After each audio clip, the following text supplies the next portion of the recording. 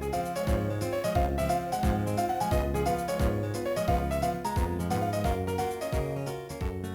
that.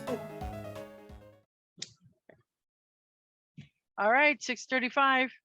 Okay, it's 6:35. Thank you for coming tonight to the President's Council meeting tonight. I'm Francis Gonzalez. I have some of my board members here, Christine. Hello. Don't know if anyone else is. It's just us two tonight. So Hello. welcome. We're going to be recording this meeting for those of you who are going to be, who are not here and need to see it later on. And for those of you who do not want to be recorded, you can just turn your camera off. So at this time, I just want, before we start, I just want to take a moment of silence for all the victims of hate crimes out there that's going on in the world. And we feel for our world, our families, and I just want to take a moment of silence just to reflect on that moment.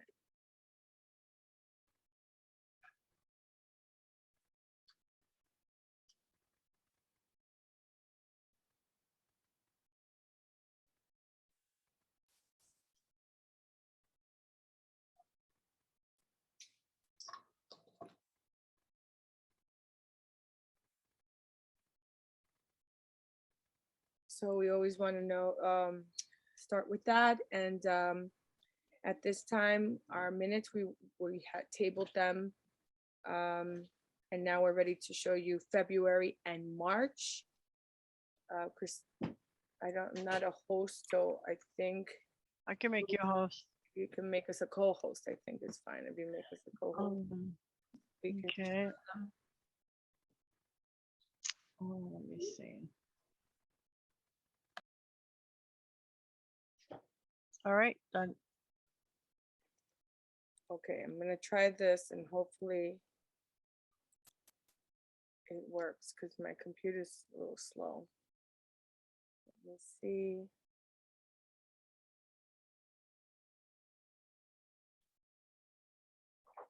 I don't see them here. Okay.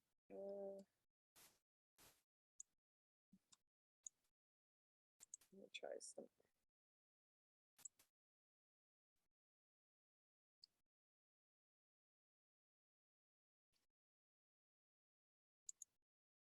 No, I might have to put them. Louis, should I send them to you and then you can share them? Sure. Let me see if I can do this. Unless you have them, Christine. You're muted.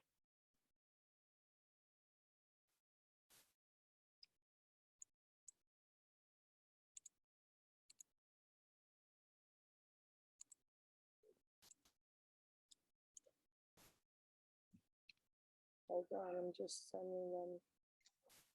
I have them. You want to make me? I already did. Yeah, your co-host. Okay. Okay. Hold on. Hold on. You guys were buried. World with one screen. Tell me if you. Do you see it? Yeah, you're sharing now. Okay, yes. So these are the minutes for February.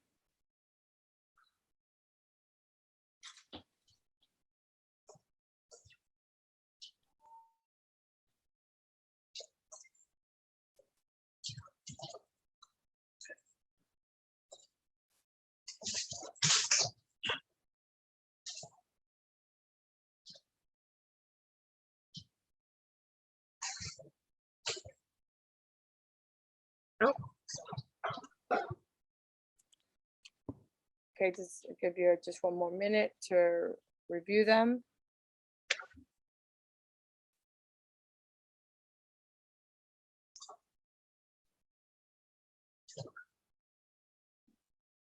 At this time, can I get someone to motion to approve these minutes for February?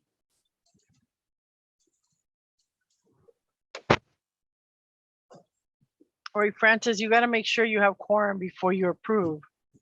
Okay, I have 2 board members. All right, and then we have We have 12 participants. So if you minus so you, Natalie And Elizabeth, Eileen, Brooke, I think you have 1, 2, 3, 4.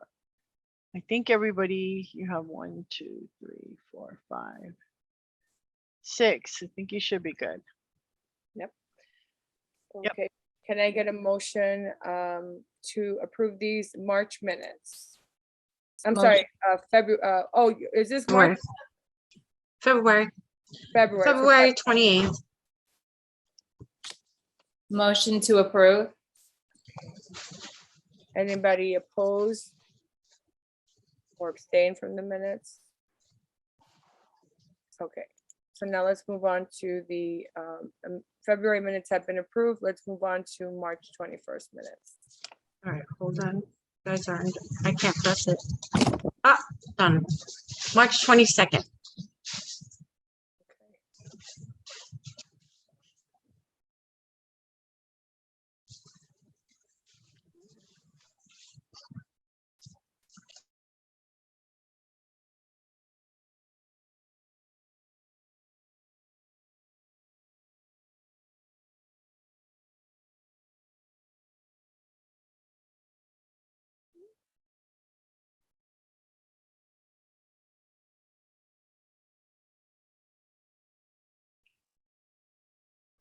Can I get a motion to approve March minutes?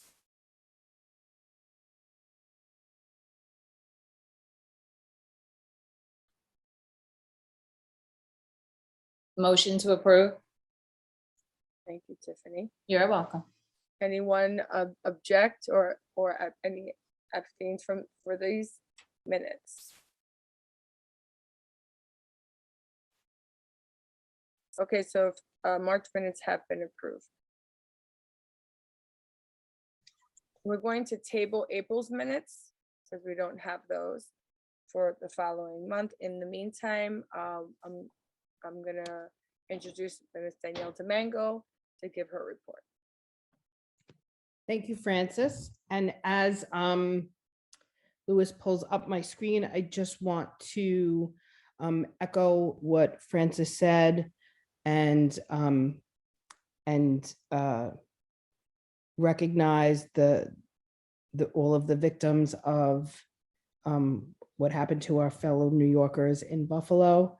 One of the things that I find comfort in is the work that we do together to stand against hatred and racism when I find myself just not understanding the world around us. So I want to just sort of remind us of the work that we do for our schools and for our children, and to continue to send that message and that voice of love to children. And I'm just so devastated of the things that we witness, but that they see too at such a young age. So thank you, Francis, for bringing that to our attention and to the forefront of today's meeting. Okay, so superintendent's report. This is an echo of Teacher Appreciation Week, which was the first week in May. And today I was in two schools, PS 20 and PS 189, and I did take the time to thank our teachers. What I've been saying is Dr. D'Antona and I have been in classrooms over the past month. We've visited half of our schools together. We wanted to make sure that we are back in there as a presence, and to just let our teachers, our leaders, and our students know that we recognize the hard work that they're doing. This was a really tough year, you know, coming out of a pandemic and blended learning, and then having a couple of bumps in the road with spikes in COVID, and our teachers and students continue to work together to make a warm and welcoming environment and learning happen across our district. So and I know that many of you did some really amazing teacher celebrations. I want to thank all of our PTAs that did that. The teachers were just so thrilled, more than ever, at the recognition that you gave them this month. So I want to thank you on their behalf, but also to say, let's just keep appreciating our teachers, because they've been doing some really tremendous work this year.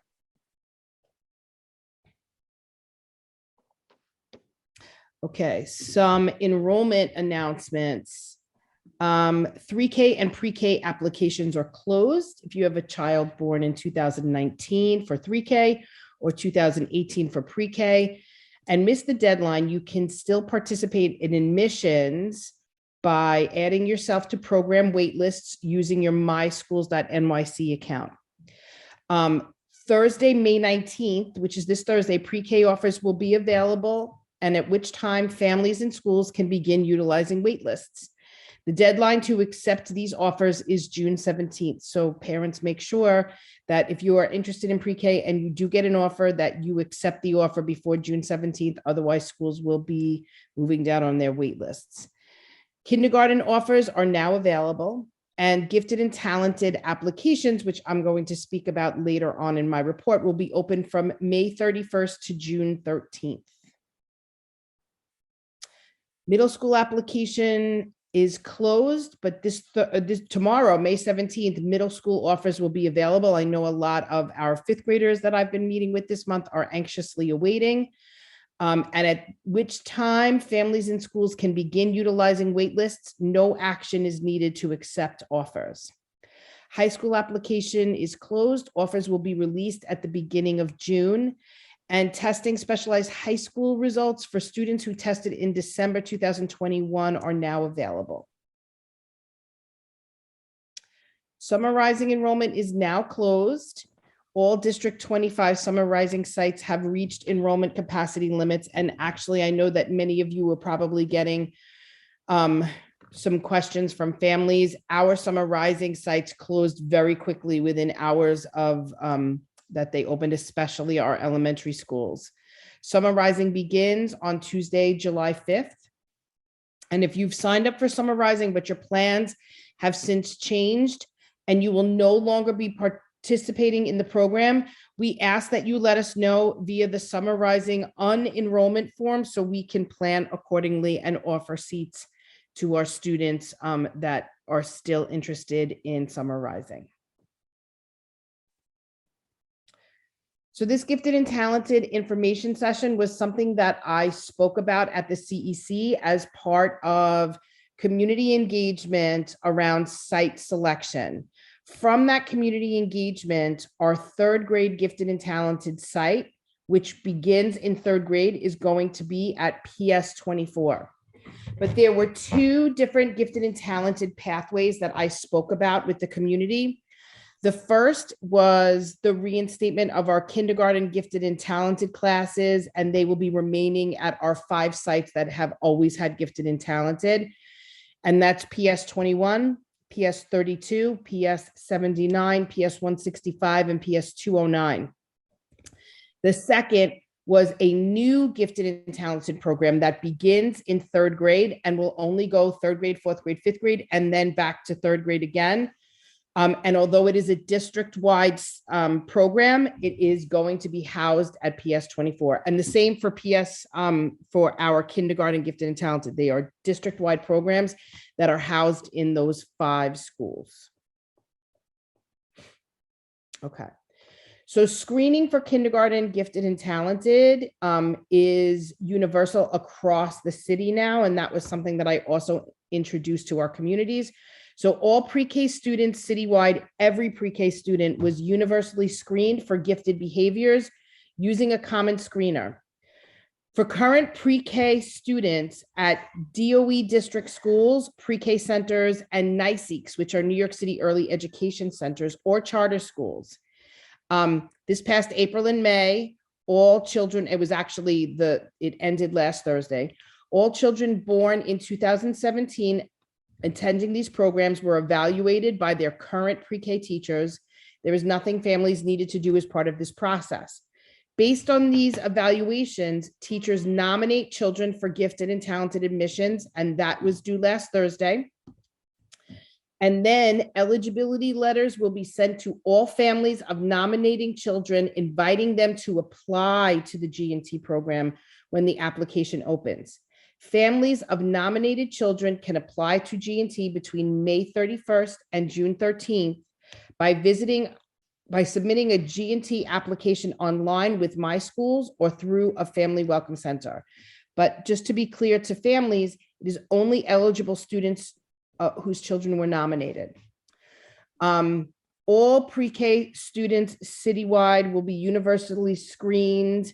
And for our current pre-K students at private or parochial school programs, or children who have not yet been in DOE schools, families can apply between May 31st and June 13th by submitting a G&T application online with My Schools or through a family welcome center.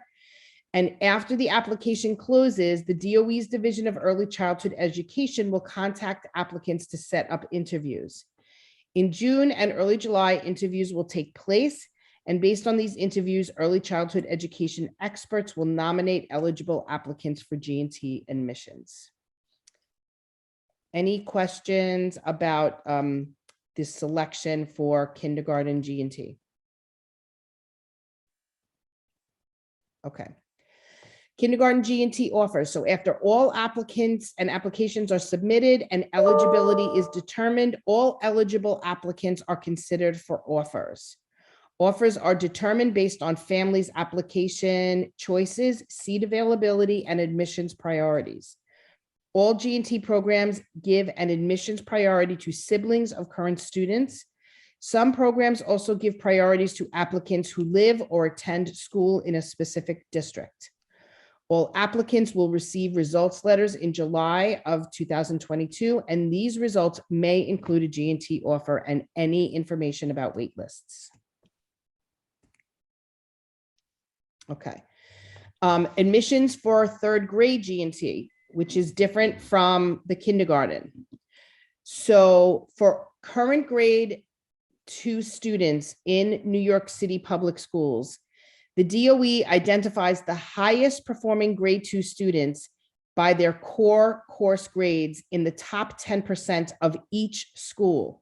So they look at ELA, math, science, and social studies. They then invite the families of these students, which is the top 10% within each school of these grades, to apply to the grade 3 G&T program. Invited families can apply to grade 3 G&T programs between May 31st and June 13th by submitting applications through My Schools or through a family welcome center. Grade 2 students invited to participate in grade 3 G&T admissions can also apply to grade 3 seats at the schools that house our K-5 G&T programs. So if there are seats available, families in grade 2 will also be invited to apply to those seats as well.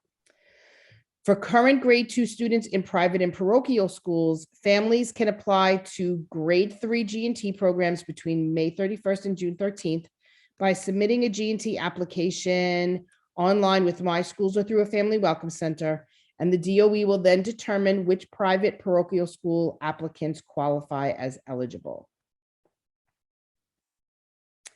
How third grade offers will be made. All invited eligible applicants will be considered for offers.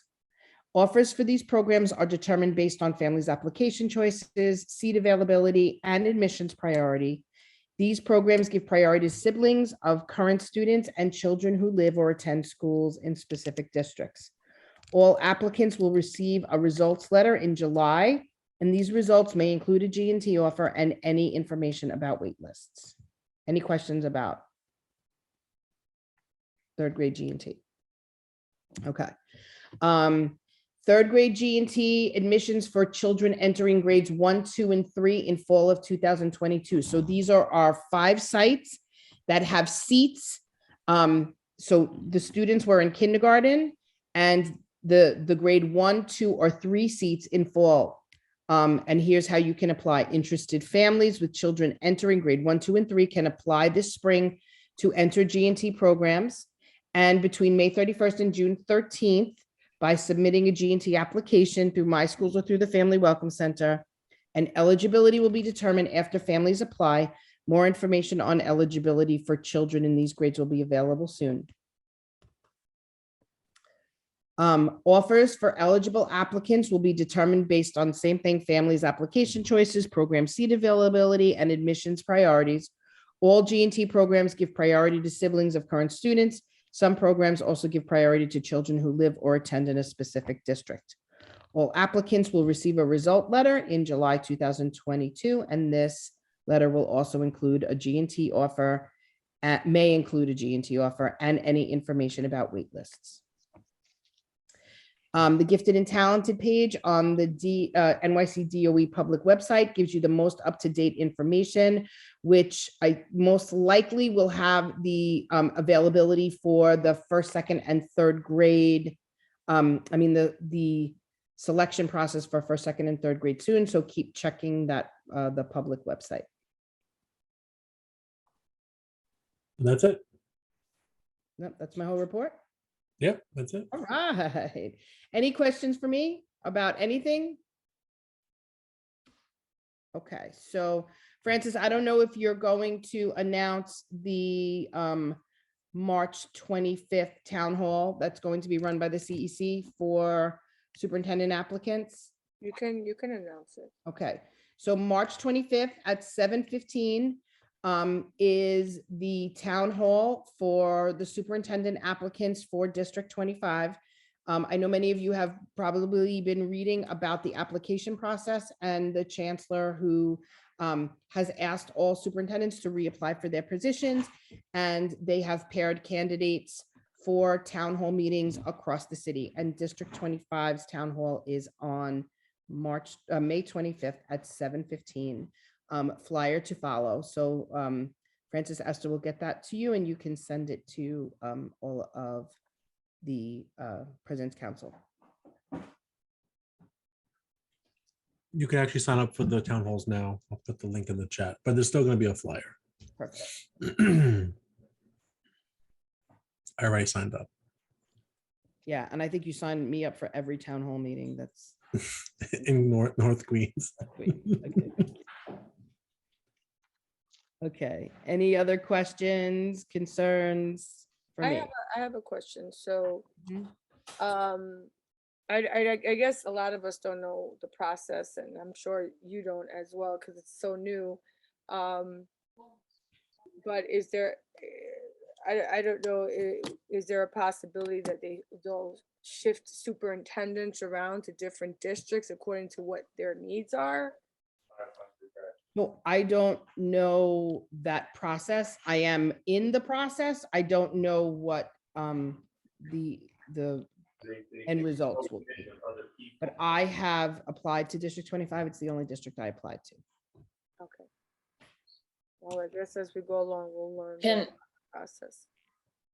Danielle, if you apply for our district, but they need you somewhere else, can they send you somewhere else? But that was Or my, do you have like, you can So- only, So I will say that superintendent positions in the city are at the will of the chancellor. We work directly for the chancellor.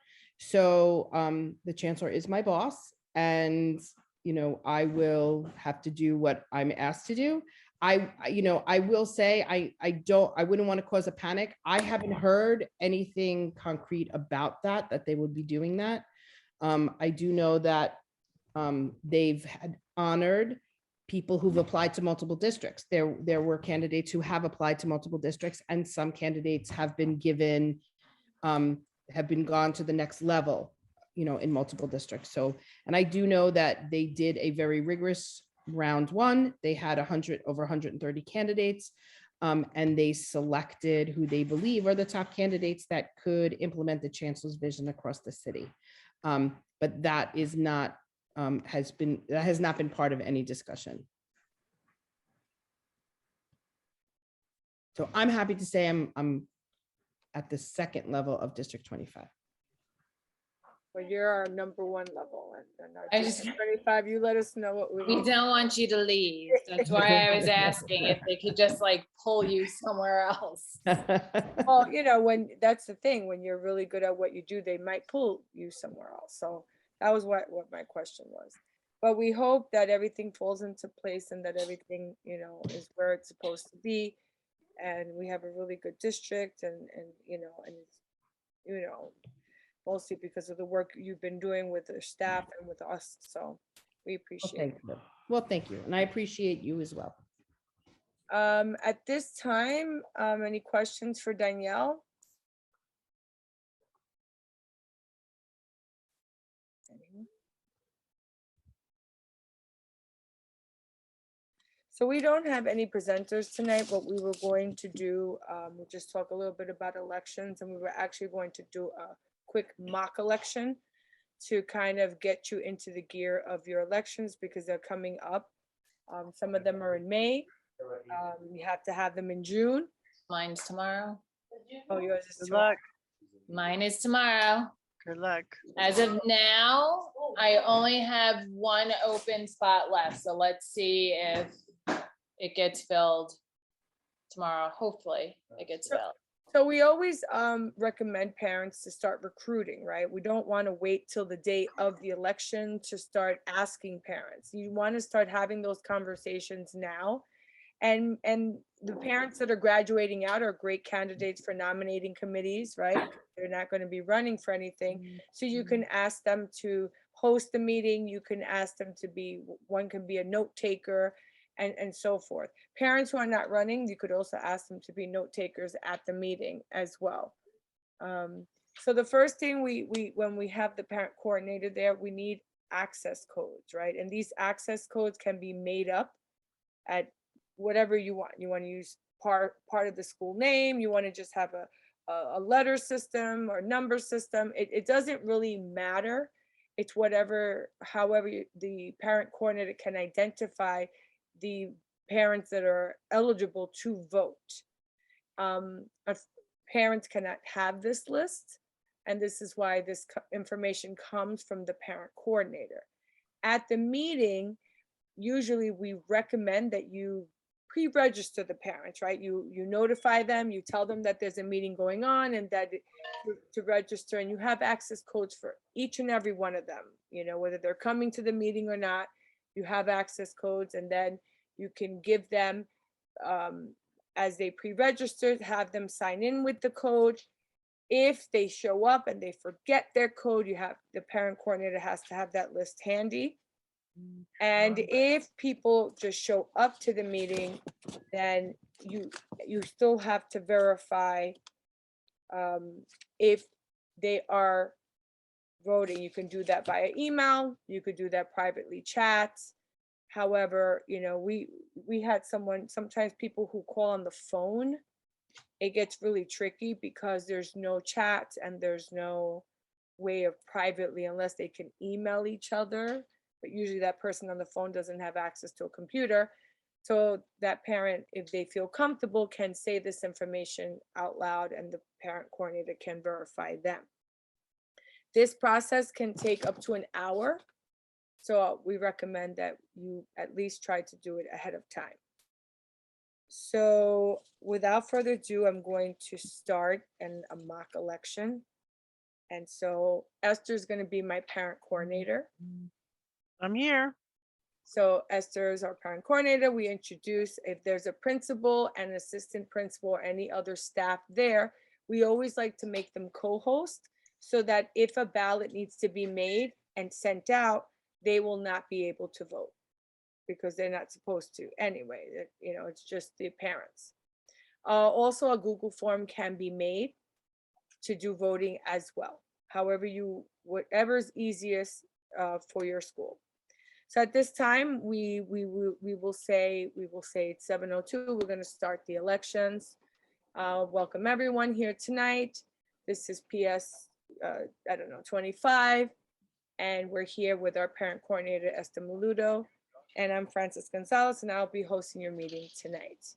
Today, And the parent coordinator at this time, I say all parents in the room are verified and ready to go, Francis.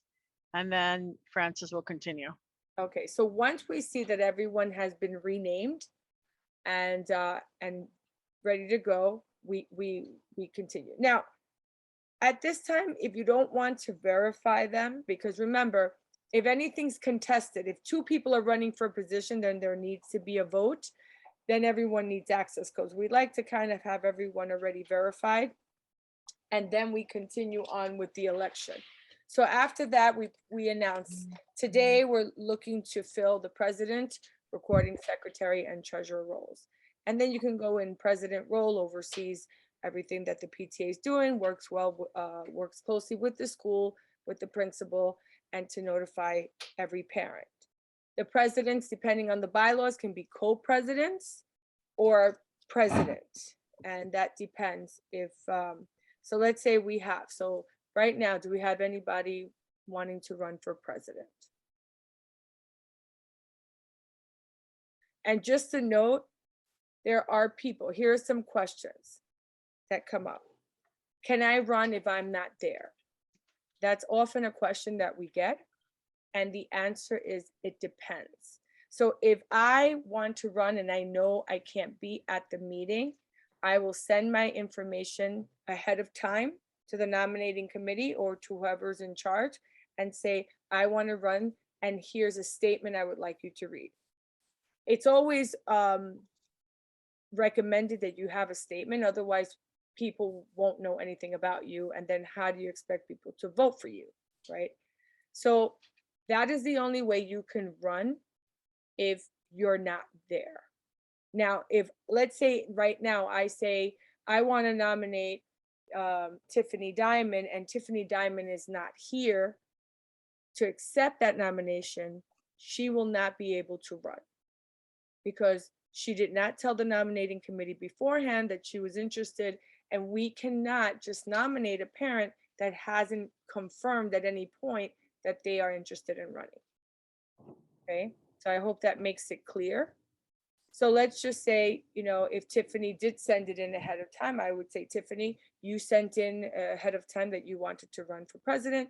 Is that something you're still interested in? Yes. Okay, so at this time, I'm going to say Tiffany is Diamond is one of our first nomination for president. Are there any other nominations? And then you wait, because some people may have, you know, some computer technicality. You keep checking the chat, you keep checking to see if anybody raises their hands. Okay, I'm gonna call a second time. Is there any other nominations? Tiffany. So if there's no other nominations, going once, going twice, going 3 times, at this time, I'm gonna close out the nominations with Tiffany Diamond. I just need someone to motion that Tiffany Diamond is the only candidate. And the minute somebody motions and says, I motion it, it is now Tiffany Diamond is your president. Now, let's just go back and say that someone says, well, I want to run, but I don't want to run alone. That doesn't mean that Tiffany has to run with this person. It is up to that person to say, hey, Tiffany, would you like to run with me, right? And if Tiffany, it's up to you to decide if you want to run co-president with that person, or if you decide, you know what, not this time, I just want to do this role and maybe help fill up the other roles, and that sometimes happens.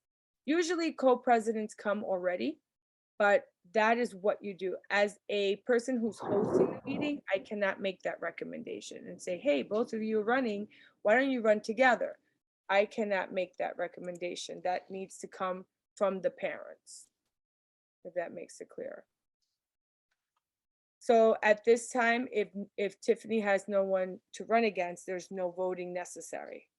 But if there is, then we can create a ballot or a Google form where parents will be given a few moments to vote. And at this time, we will be checking the access codes again, making sure everyone has it. We will wait a few minutes. And if there are 15 voters, we expect 15 votes. But sometimes people want to abstain.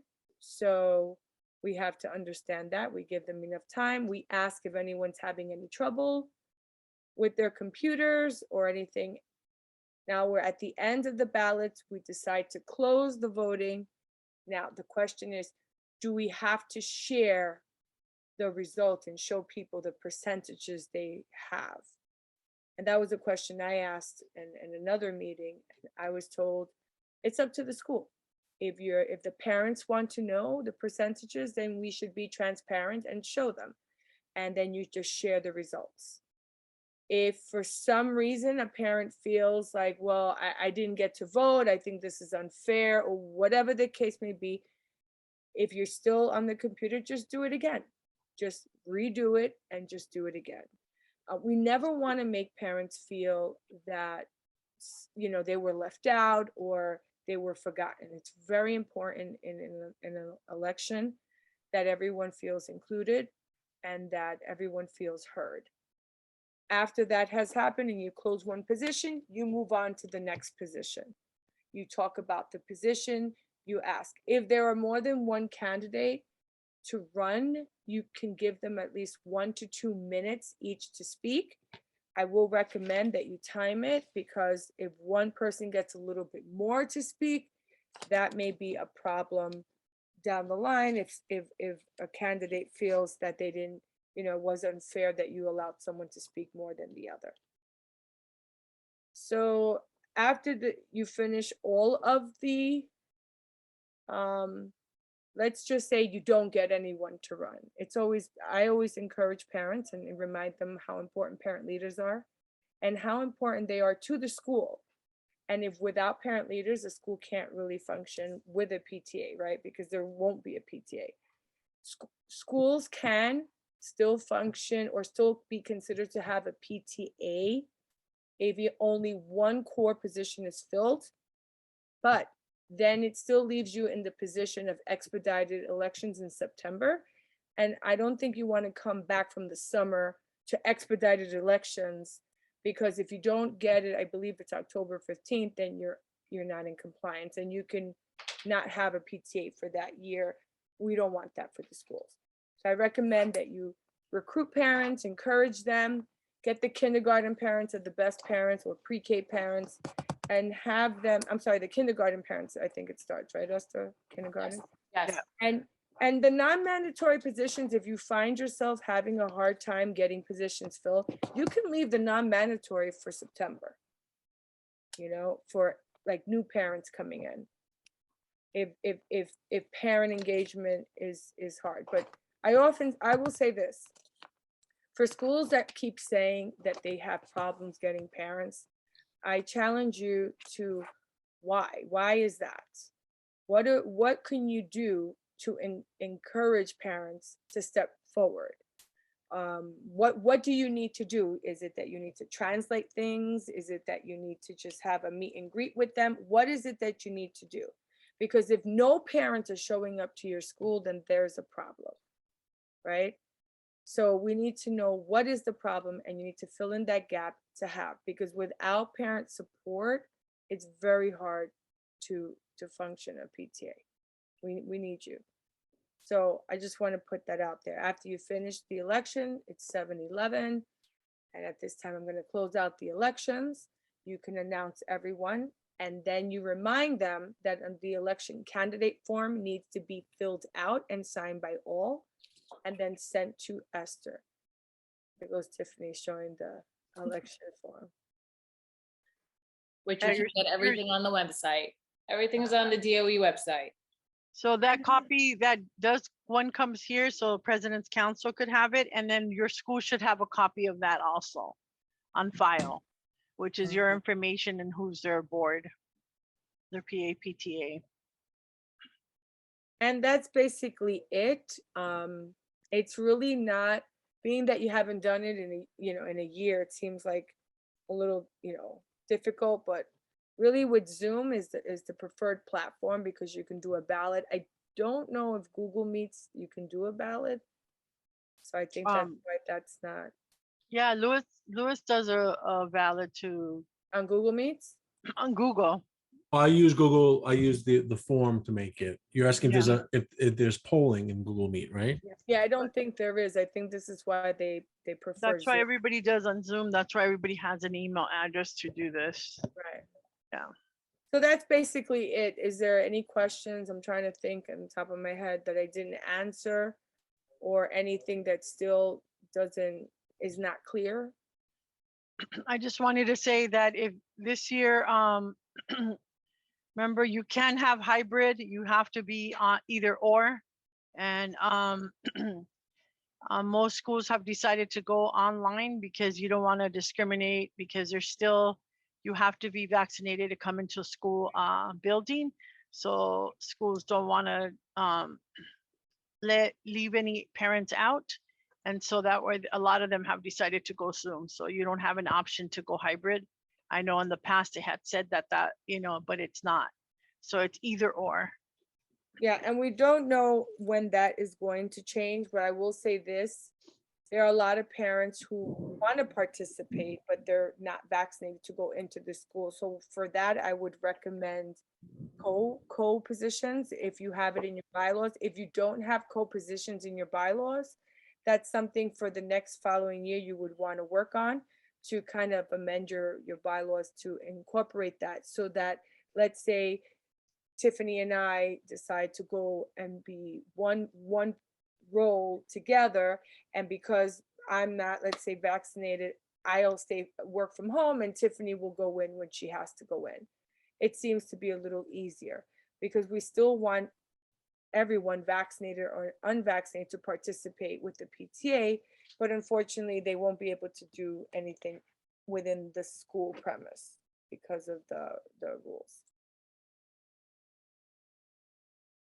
Any questions? Any concerns?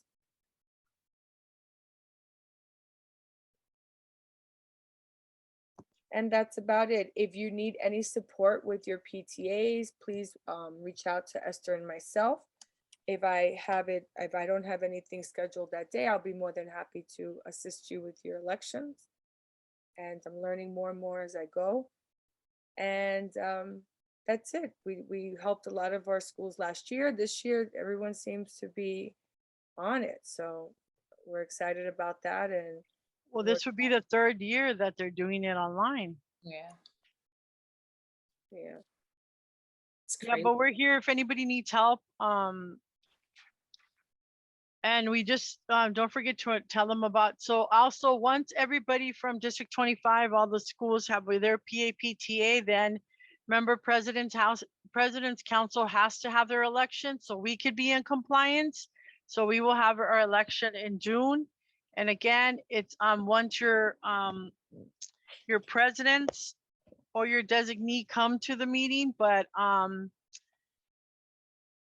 they're the ones that I would sign them up, give them a code, and then they would come to the meeting and they would go ahead and vote for our election here at President's Council.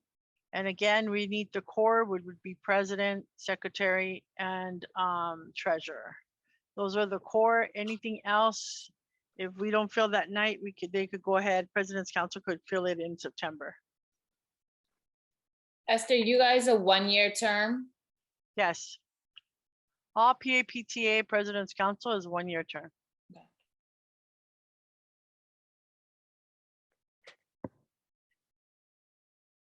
So if any of you are running for your position at your school for president again, and you're thinking of coming to President's Council and help, you could also run here.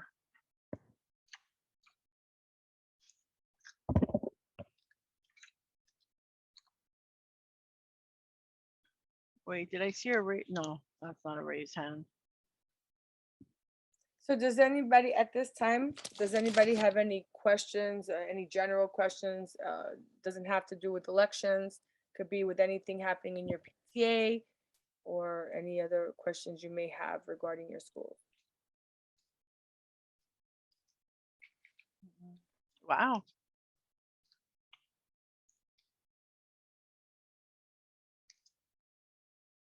Okay, then. Okay, so at this time, it's 7:17.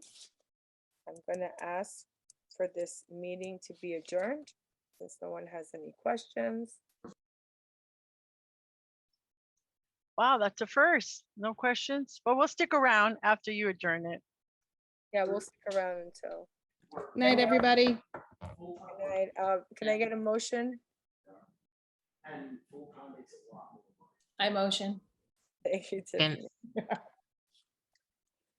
So 7:17, this meeting is adjourned. Thank you so much for coming. Peace and love, everyone, and please remember that we all are a piece of this puzzle and we all are important. Thank you. Wait, I think there's something in the chat, but I can't, hold on a second. Say good night. Oh, okay. Someone said, I want to know how much money do we have to leave for next year's PTA? We That's don't- from, Yeah, we don't recommend more than $5,000. Yeah, the money that you Of raised, unallocated funds. that money that you raised should have been going to your school. So, and the kids of this school year. So you don't want to leave an extra, a big amount for next year. You want to leave them something. But, make sure that you spend the money that you have, if you have a lot, on, the children of this year. So you should have on your budget what you usually There's need. no minimum amount. We can't give you that. You, We recommend, it's always a We recommend. recommendation, that you don't leave more than 5,000. So at least have, I know in our school, we give our fifth grade about 2,500 to start up with. And then that leaves us with 25. So we keep about 5, but every school is different. You kind of, if you're not sure, you can look at the last year's budget to see if all the expenses they have. We have like communication folders that we always buy over the summer and have them ready for September. So that's a certain, money. Everything needs to make sense with your money. So just look at your budgets and see what you need to have. Part of the whole year we are raising money is to spend it on this, give it back to the school and the students as a whole. So especially for those like fifth graders who graduate out, if you hold on to that money, they didn't get to really get to use that money, right? They'll lose out. So sometimes parents get frustrated and they don't want to see, money being raised and not used. There's excellent programming out there, assemblies that you can get for the kids. There's so many things that you could spend the monies on, an art program, or any type of supplies that your students may need. How can we help in the district if not running for PTA next year? Do you mean, are you going to still be in the school district? If you want to unmute yourself. So, and I think, it says, how can we help the district if not running for, you could always come to our meetings, they're open meetings. And listen, and then turnkey the information to your school, make sure that somebody at your school has the information. We get it. It says, sorry, my son is crying, too noisy. We understand. So if you want to be part of the board, you would have to be an elected president or co-president at your school to run for the district. But you can always come to the district and, listen in and hear the superintendent's report and check in. And if we need any volunteers or help, we'll make sure to call you.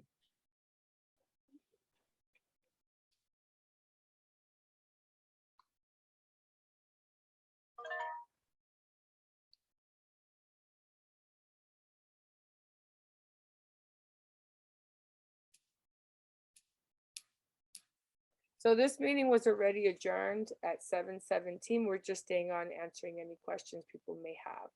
So if you don't have any questions, you're free to go.